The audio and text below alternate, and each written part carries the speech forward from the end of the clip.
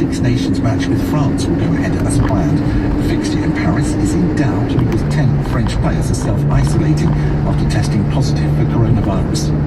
In the city, a short time ago, the FTSE 100 was trading up 18 points at 66.44. The pound buys $1.41 and €1.16. The weather, rain in central and western areas, dry elsewhere but rather windy, mild in the southeast with a high of 16. From Global's newsroom. We all like our parts covered, especially when someone accidentally walks in. British Gas Home Care. Fortunately, both your parts, which means no unexpected repair bill. Sign up by the 29th of March and get 1 month free on selected home care products. Search British Gas Home Care. Conditions and exclusions apply. Cost of cover spread over 12 monthly payments. British Gas, here to solve. This is LBC from Global, leading Britain's conversation with Sheila Fogarty.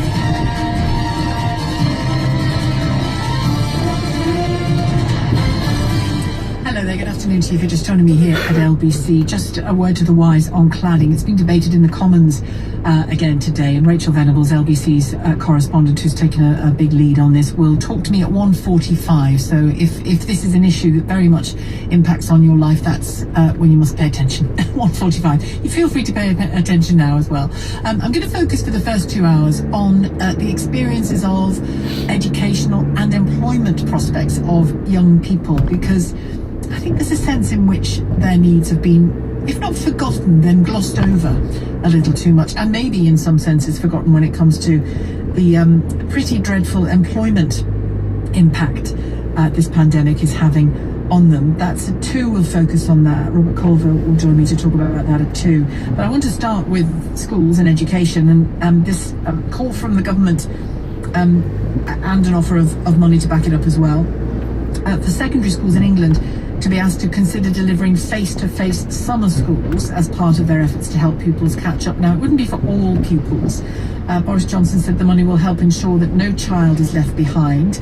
An extra 420 million in funding was announced, along with 300 million for catch-up projects in January announced. Teachers and unions and others have called it a good start, but are concerned about overwhelming pupils and teachers. What I want to ask you really is, because this isn't about summer schools for all children, this is about summer schools, it's about teachers deciding who they think most needs that extra sort of turbocharging of their education because of the interruptions caused by the pandemic and the difficulties caused by the pandemic. Should we just extend the school year once they go back? Or would that I'm not on the ground as a parent or on the ground as a teacher, so you tell me, would that, say, 3 weeks, a month extra education in school as per normal into the summer, into what would be typically the summer holiday, would that overwhelm parents, teachers and pupils? Would it? Should the holidays just be made shorter for all children so that all children can have education? 0345 6060 973, the number to call. 850. You can tweet at LBC, and I'd love to know from you as a parent or a teacher what you're seeing in children that tells you that their education needs to be, that they need to catch up, precisely what that they're losing out on. And I'm reminded again of that conversation I had with my own niece who's 15. So she's in the first of her 2 years of GCSE study, and she said, it seems to her anyway, that it's unfair to expect her to be examined in her GCSE year the same as a student who hadn't experienced what she had. And I think it seems to me there's some logic in that. 0345 6060 973. Nathan Thomas joins me, Secondary Executive Director for the Southwest at AET. That's a multi-academy trust. Nathan, good afternoon to you. Good afternoon. What have you made of the notion of summer schools to start with, summer schools for some pupils?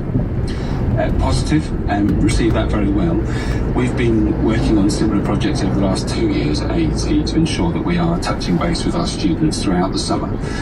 It's not just the academic bit, it's the mental health too. I think it's really important that we combine those two. So we've been doing something where we've been checking it with every single child throughout the summer across all of our academies to make sure their well-being is well thought through, as well as providing sort of academic bits. So we've been working on the tutoring programme for quite a while, and it does have a great impact. There's no question that one-to-one tutoring is incredibly supportive of our learners. And when you, particularly with the mental health stuff in mind, but obviously it will be about their progress generally as well, I'm sure, that those check-in visits that you describe, is that because the reality is that as in normal times, but these aren't normal times, but as in normal times, every child will respond in their own way to things?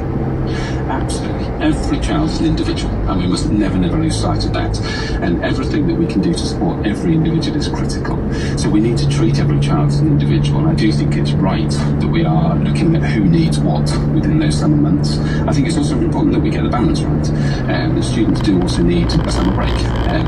In our academies, we've been giving great attendance. So we've been having over 90% attendance through the virtual learning every day. So making sure that which is very similar to normal school time. So they've been working. They've been doing their best. Absolutely. They're working incredibly hard and still making great progress. And we're monitoring that really closely. So picking up on something you said earlier, we do know where those areas of deficiency are. We do know where the students need to catch up. We do know where they need that extra level of support on an individual basis. But we've got to get the balance right. And it's interesting because I was remarking the other day when we talked about education, it wasn't quite the same conversation as this, but what strikes me every time I read either my own, this is very rare for me to read my own school notes, but you're doing a clear out and you find exercise books or whatever. Both that and when I read essays of, say, my young niece, to just have out anything, of the consistency of daily education is what I'm trying to say. And clearly, for all the homeschooling and teaching and efforts that people have made, it is an interruption to that consistency, isn't it, in many ways? Same as the classroom and the social, it seems to me the social side, and I don't mean social ha-ha fun, I mean working alongside other people, being challenged by them, by their standards, them by your standards, learning from them. It's an incredibly rich environment, the classroom, isn't it? Absolutely, and it can't be replaced entirely by the virtual world, and getting that balance right upon. However, there are things that we've learned virtual world that will be better when we go back into normal school, and there are some students that have made rapid progress during their time in the virtual world which they perhaps weren't making in the physical world. So it's getting that balance right. But you're right, interactions are absolutely critical. We all as humans rely on relationships and the quality. This is why the focus for us has been on both. It's not just about the academic drive, but the whole self, and how we make sure that the students' mental health is really well supported. And we've really learned this year, haven't we, children and adults? It's those connections that really make us what and who we are, aren't they? Absolutely. Yes. That the young people have actually made great progress, and many have adapted, and there have been challenges, of course. But I come back to your comment about the individual, and it's critical, and that's why our focus at AET and all of our schools is not just about the fact it's 32,000 children, there's 32,000 individual children, and we've got to find a way to cater for all of those. And that's why these summer programs of reaching out to those students just to make sure they're okay in terms of the every child check-ins, or actually to make sure they've got the technology to provide them to do the mentoring at home is critical for us too. So we've given out sort of 14,000 machines to make sure they can do that. Good. You sound like you've got it right. Thanks, Nathan Thomas, Secondary Executive Director for the South West at AET. That's a multi-academy trust. Miriam Cates joins me, Conservative for Penistone and Stockbridge, and a former teacher, I'm told. Fully qualified for the conversation that we're having. Tell me you're the parent of a 15-year-old and we're quids in. I've got an almost teenager. Oh, there you go. Well, there you go. Bingo. We've got the full house. Tell me this. Do you believe that extending school in full is not the answer? Yes, I don't agree that that is the answer. I think there's certainly a case to look at extending the school day, particularly if that's with activities that aren't, so academic or so classroom based. I think that's important to look at in the long term. But I think the really important thing in the short term is firstly to get our kids back to school. I mean, that's clearly what they need. They need to be in the classroom. I'm delighted that everybody's going to go back 8th of March. It's not too long now.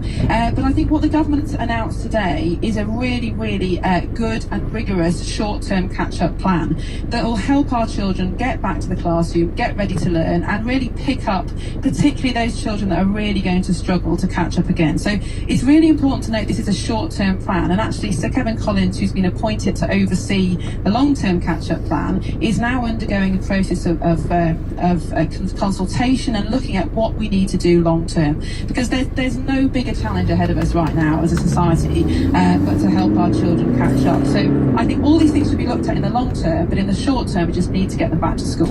And do you agree that the year that needs most help will be, I mean, every year could argue, could lobby for itself, I suppose, because each year brings different challenges, doesn't it? But moving up into senior school is a big lift, isn't it?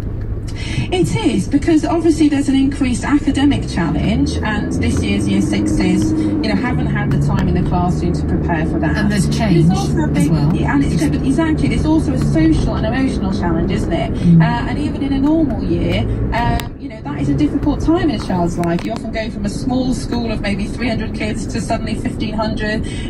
Kids are